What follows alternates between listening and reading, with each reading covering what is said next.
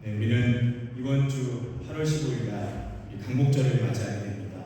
강복절은 하나님께서 우리나라에 이 땅에 해방을 주신 날입니다. 하나님께서는 애굽의 노예로 고통받고 있던 이스라엘 백성들을 출애굽하게 하셔서 그들을 해방시키셨습니다.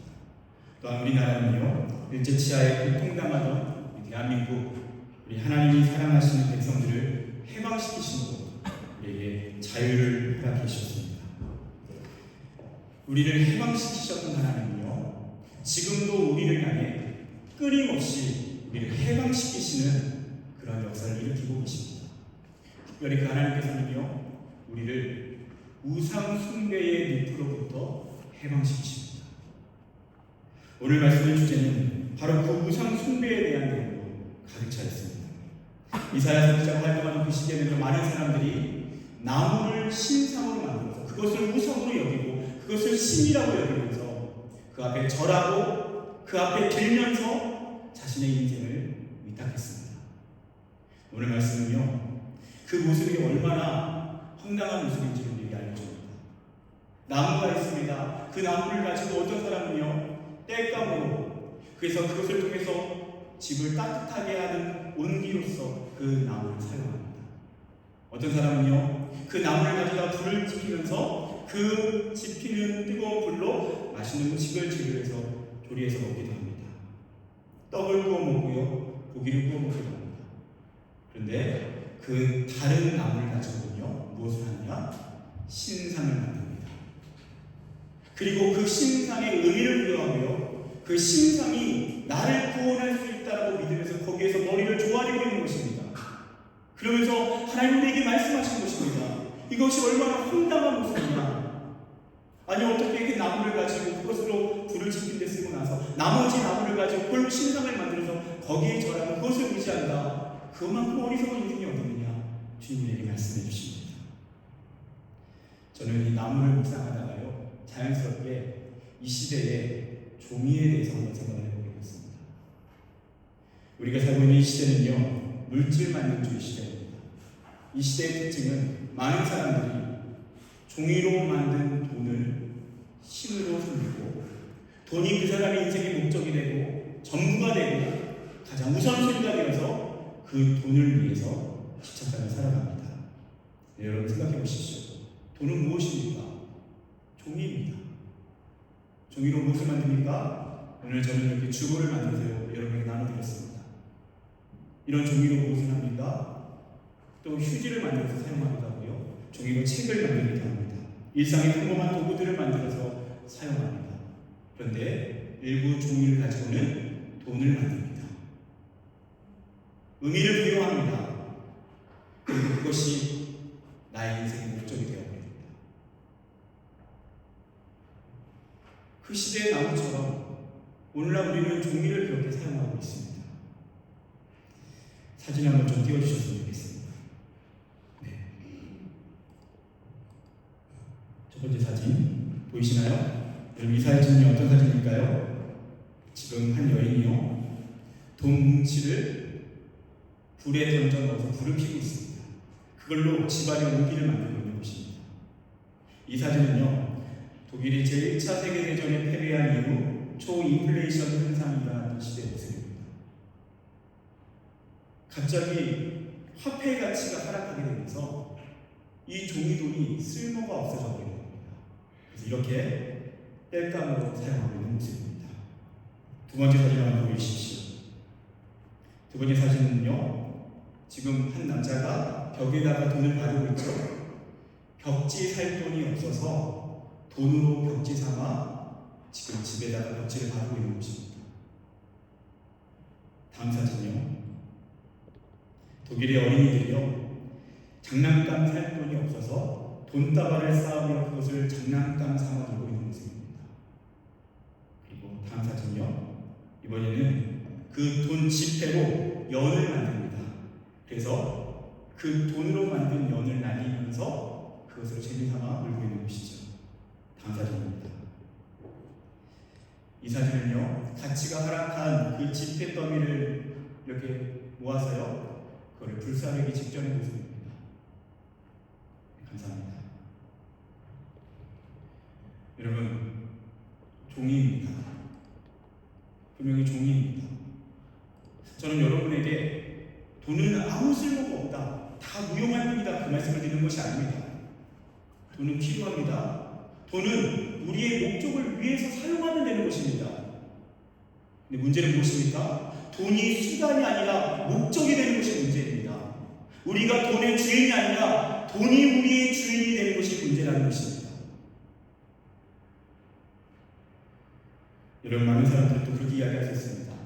그래도 돈이 가장 중요합니다. 우리가 살고 있는 이 시대에는 아마 그런 인플레이션 현상이 없을 것입니다. 나는 끝까지 돈을 움켜쥐고 살겠습니다.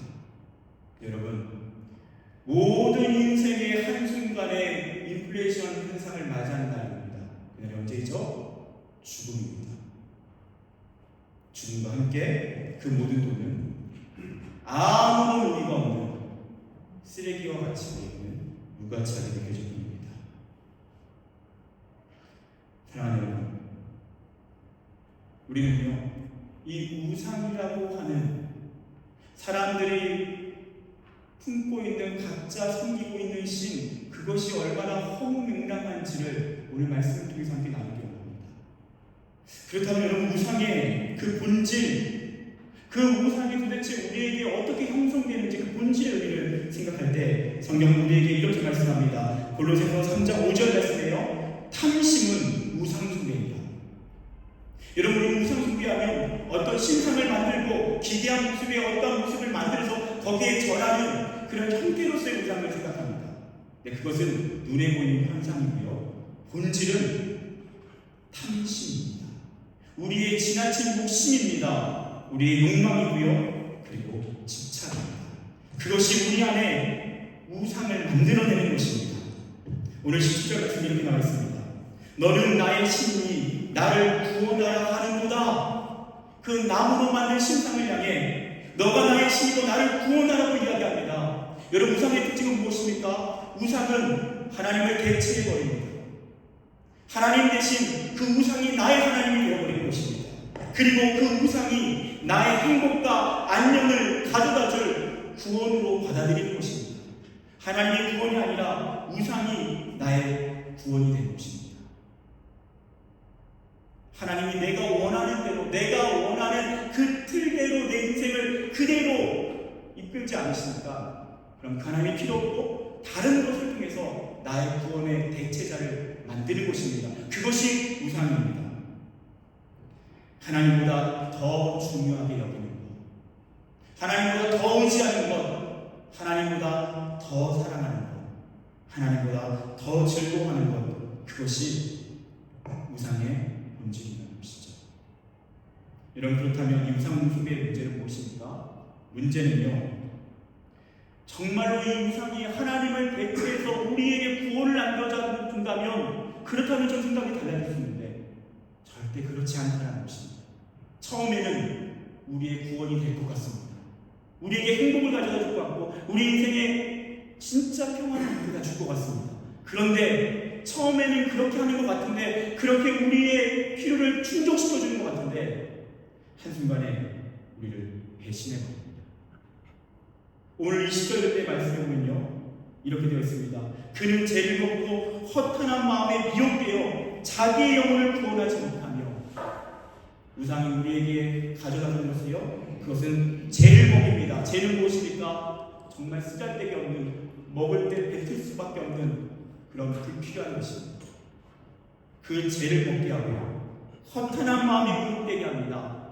우리에게 허무감, 비탄한 마음을 안겨다 줍니다. 그리고 우리를 구원하지 못합니다. 우리를 구원하지 못합니다. 우리를 구원할 것 같은데 구원하지 못합니다. 사랑하는 여러분, 기억하십시오. 우상은 반드시 우리를 배신합니다. 처음에는 우리에게 구원과 안녕과 평강을 안겨다 줄 것 같지만 궁극적으로 우리를 배신한다는 것입니다. 한 크리스천 연예인의 이야기입니다. 그분이 이런 이야기를 하시더라고요. 연예인이기 때문에 자연스럽게 대중의 인기를 먹는 사는 것이 참 중요합니다. 그런데 그것이 정말 너무나도 자신에게 간절했기 때문에 대중의 인기를 위해 자신의 모든 것을 던집니다. 그리고 너무나도 기쁘게도 대중의 인기가 자신에게 찾아옵니다. 그 환호와 그 끊임없는 사람들의 박수와 발체 속에서 행복한 나날을 보냅니다. 시간이 지나자 그 많던 인기가요, 거품처럼, 정말 거품처럼 사라져버립니다. 근데 이 사라졌을 때 그 엄청난 인기를 누리던 시절과 그렇지 않은 그 시절의 격차가 너무나도 급격하기 때문에 그 마음의 내면이 그것들을 감당해내지 못하는 겁니다. 그때부터 깊은 정신질환에 시달리기 시작합니다. 그리고 그때서야 깨닫습니다. 그 대중의 인기가 나의 우상이었구나. 그것을 추구할 수밖에 없는 것이 연예인의 삶이지만 그것이 나의 우상, 나의 하나님, 나의 신으로서 나의 가장 우선적인 가치가 되는 순간 그것이 나를 배신하고 나를 파괴해버리구나. 그것을 깨닫는 것입니다. 여러분, 쇼펜하우어는 이런 얘기를 했습니다. 인생은 고통과 권태 사이를 오가는 시계추와 같다. 여러분, 인생은요, 고통과 권태를 오고 갑니다. 만약에 우리가 우상을 믿는다면요, 그 우상이 우리가 원하는 대로 뜻대로 되어지지 않을 때 우리는 고통을 느낍니다. 그런데요, 그 우상이 우리에게 무엇인가를 채워줄 때 그때는 무엇을 느낍니까? 권태로, 허무감을 느끼게 됩니다. 여러분, 하나님이 왜 우리에게 오늘 이 말씀을 통해서 우상 숭배를 경고하실까요? 그 이유가 하나님 기분 나빠서 이러실까요? 아니, 감히 다른 신을 섬겨? 그 이유 때문은 아닙니다. 더 중요한 이유가 있습니다. 우상 숭배는 그 우상은 반드시 우리를 배신하고 우리를 파괴시키기 때문입니다. 우리의 삶을 무너뜨리기 때문입니다. 사랑하는 그분의 자녀들을, 그 인생을, 그 존귀한 인생을 망가뜨리기 때문입니다. 그래서 하나님은 오늘 우리 말씀을 통해서 그 우상 숭배에 대해서 저한테 경고하고 계시는 것입니다. 여러분, 그렇다면 우리는 이렇게 한번 생각해 볼 필요가 있습니다. 우리 안에 있는 우상을 우리는 어떻게 식별할 수 있을까요? 그것을 어떻게 할 수 있을까요? 팀켈러 목사님이 쓰신 책 만들어진 신이라고 하는 책에는요, 그 우상을 식별할 수 있는 몇 가지 기준을 이야기합니다. 첫 번째, 그것은 우리의 생각의 내용을 점검할 때 알 수 있다는 것입니다. 우리는 하루 종일 많은 생각을 하며 살아갑니다. 그 모든 생각이 다 우상이 아닙니다. 그것은 자연스러운 것이고 우리 삶에 우리가 누릴 수 있는 것들입니다. 그런데 그 많은 생각들 중에서 우리의 생각을 과도하게 집중시키면서 우리를 집착 가운데 몰아넣는 생각, 그것을 잘 생각해 보라는 것입니다. 그것은 우상일 수 있습니다. 두 번째요, 돈을 어떻게 쓰는지 보면 알 수 있다는 것입니다. 예수님은 너의 보물이 있는 곳에 너의 마음도 있느니라 라고 말씀하셨습니다. 돈을 쓰는 우선순위가요, 우리 인생의 우상의 우선순위일 수 있습니다. 그 사람이 무엇을 중요하게 여기는지 알 수 있는 방법, 그 사람이 돈을 무엇에 쓰느냐, 시간을 어디에 쓰느냐, 그것이 그 삶의 우상입니다. 세 번째요, 자신에게 무엇을 위해 살고 있는지 진지하게 물어보라는 것입니다. 사랑하는 여러분, 여러분은 무엇을 위해 사십니까? 열심히 살아가는 그 삶의 목적은 무엇입니까? 그 이유가 무엇입니까? 그 질문 앞에 진지하게 머물러 보십시오. 나는 누구인가? 나는 왜 사는가? 나는 왜 이렇게 열심히 정신없이 달려가고 있는가? 여러분, 잠시 멈춰서요, 그 자리에서 한번 생각해 보십시오. 여러분의 열심의 이유, 여러분이 그렇게 살아가는 그 삶의 이유가 무엇인지를 성찰하십시오. 그 속에서 우리의 우상이 노출될 수 있다는 것입니다. 여러분, 이렇게 우리가 우상에 대해서 식별할 때 깨닫게 되는 것은 무엇입니까?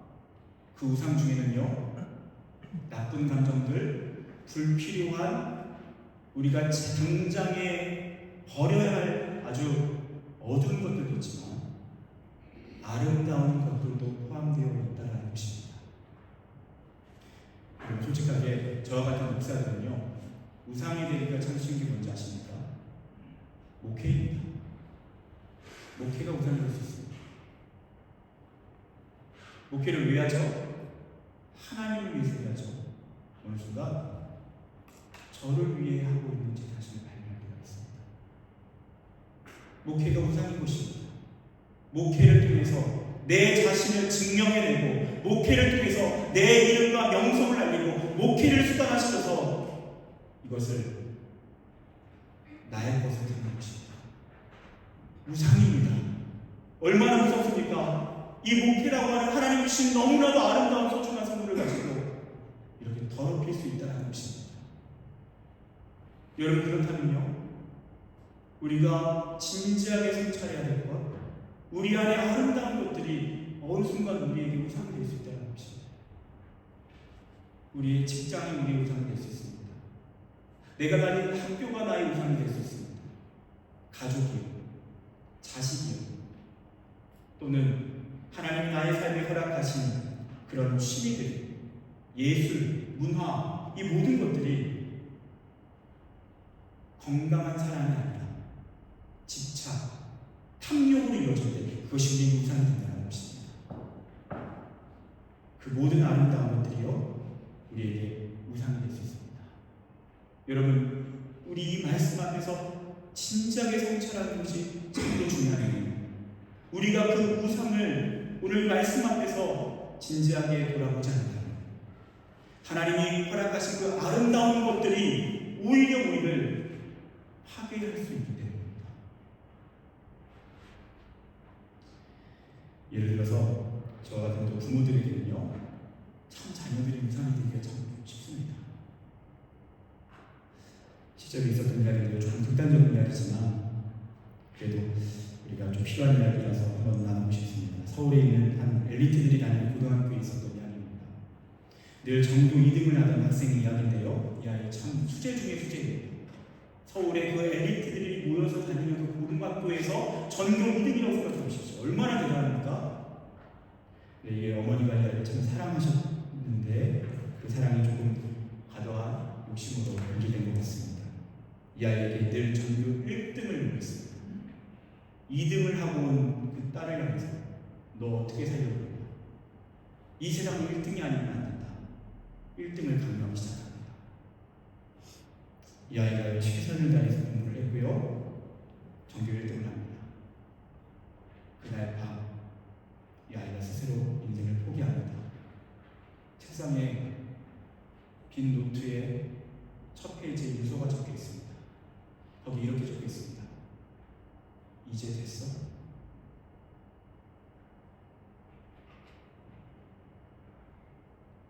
여러분, 이 부모의 사랑은 사랑이었을 것입니다. 그런데 이 부모에게 자녀가 우상이 되고 자신의 욕망을 투영하는 존재로서 그 존재를 바라보고 이 아이의 성공을 통해 나의 성공을 추구하게 되고 건강하지 않은 사랑으로 번져질 때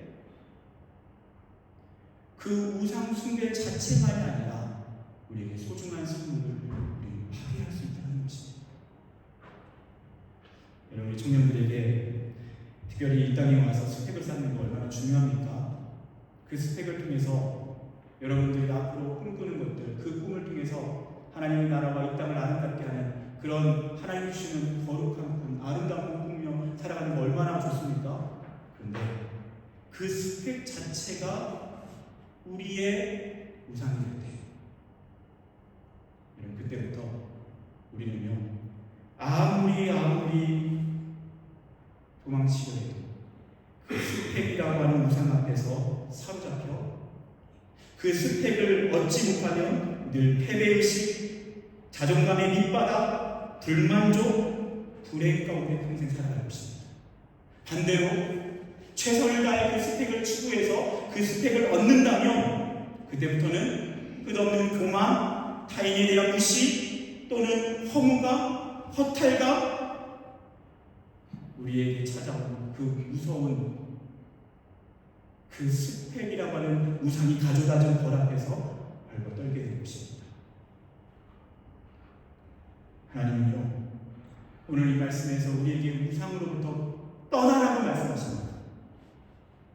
너의 우상을 제거하라고 말씀하십니다. 왜 그렇습니까? 그래야지만 하나님이 우리에게 주신 선물들을 건강하게 사랑할 수 있기 때문입니다.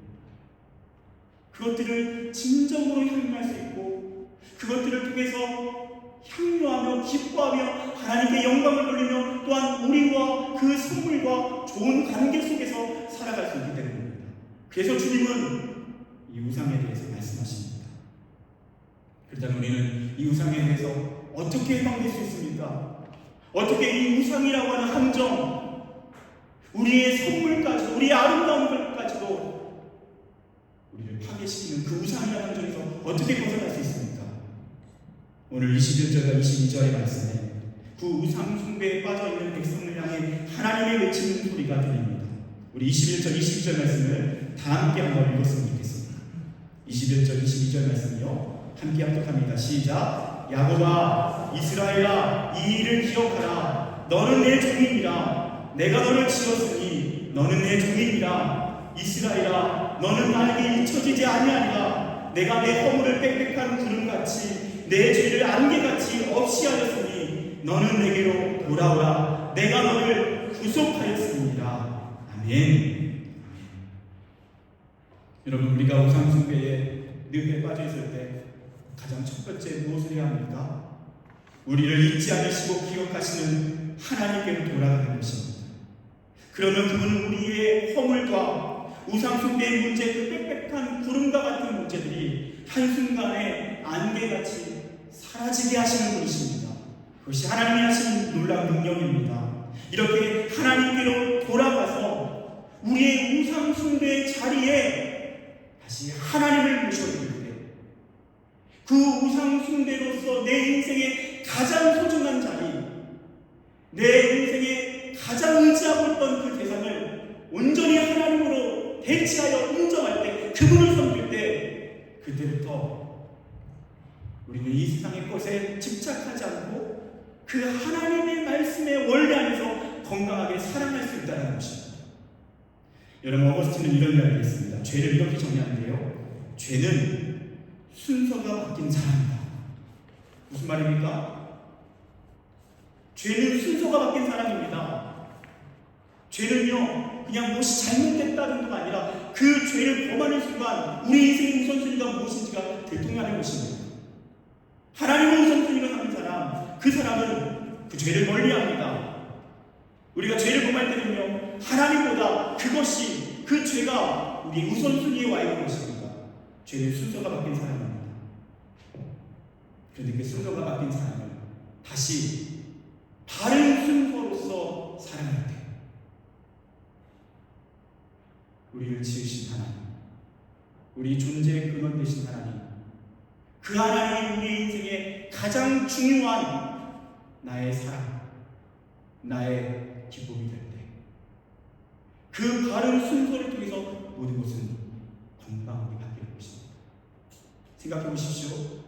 우리가 우리에게 허락된 배우자를 가장 사랑할 때, 이성으로서 그 사람을 가장 사랑할 때 어떻게 됩니까? 그 위에 모든 이성관계가 건강하게 형성됩니다. 그때부터 건강한 사랑이 시작됩니다. 그런데 그 사랑의 순서가 바뀌는 순간 그때부터 다 깨지는 것입니다. 여러분, 좀 더 구체적인 방법을 한번 생각해 볼까요? 여러분, 우상 숭배의 본질이 무엇이라고요? 탐심입니다. 집착입니다. 끊임없이 그것을 붙잡고 있는 것입니다. 그렇다면 여러분, 탐심의 반대말이 무엇일까요?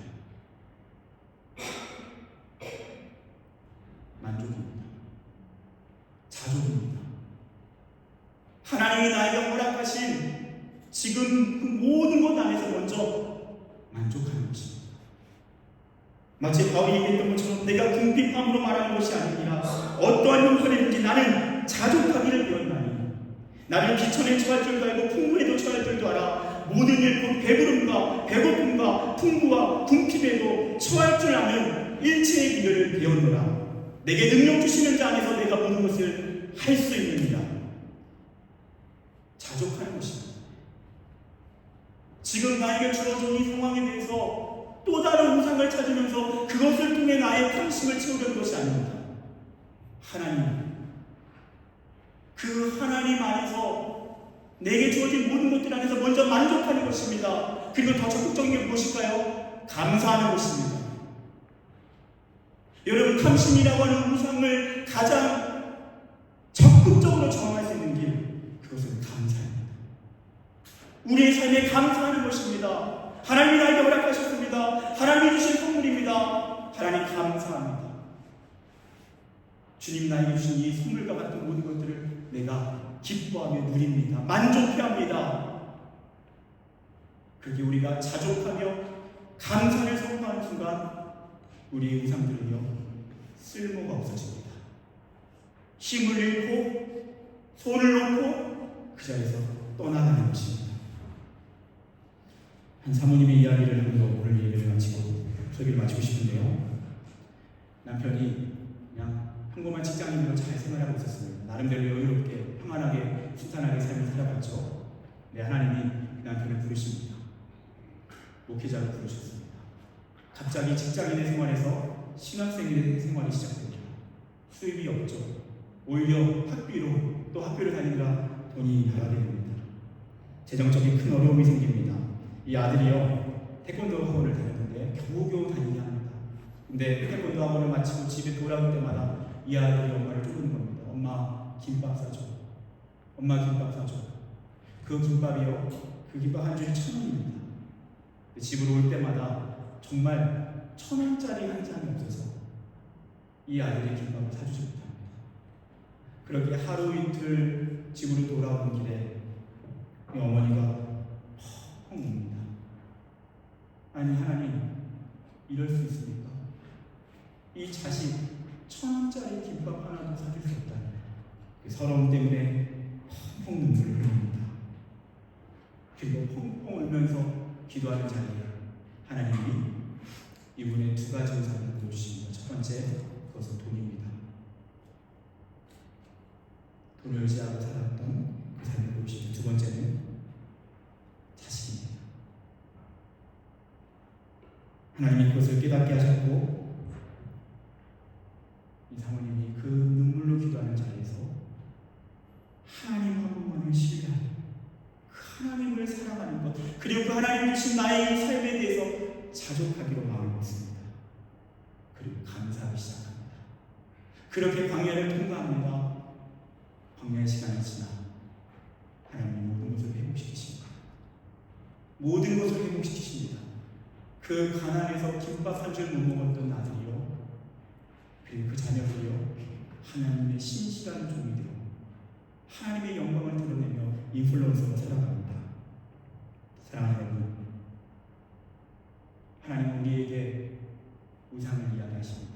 저에게도 말씀하십니다. 제 안에 우상이 있다는 걸 알려주셨습니다. 그것이 은혜입니다. 어떻게 저항할 수 있습니까? 어떻게 우상 숭배의 끊임없는 유혹에 우리가 어떻게 저항할 수 있습니까? 하나님을 사랑하는 것입니다. 사랑의 순서, 하나님을 먼저 가장 우선순위로 인정하는 것입니다. 그리고 그 하나님이 허락하신 우리의 모든 일상에 대하여 만족하는 것입니다. 자족하는 것입니다. 그리고 더 적극적으로 감사하는 것입니다. 그렇게 하나님을 인정할 때, 그렇게 하나님께로 돌아가 하나님이 허락하신 삶 속에서 사랑하며 자족하며 감사할 때, 하나님 저와 여러분의 삶에 우상으로부터 자유케 하시는 은혜, 해방시키시는 은혜, 그리고 건강하게 살아가며 삶을 향유할 수 있는 은혜를 주실 줄 믿습니다. 기도하겠습니다.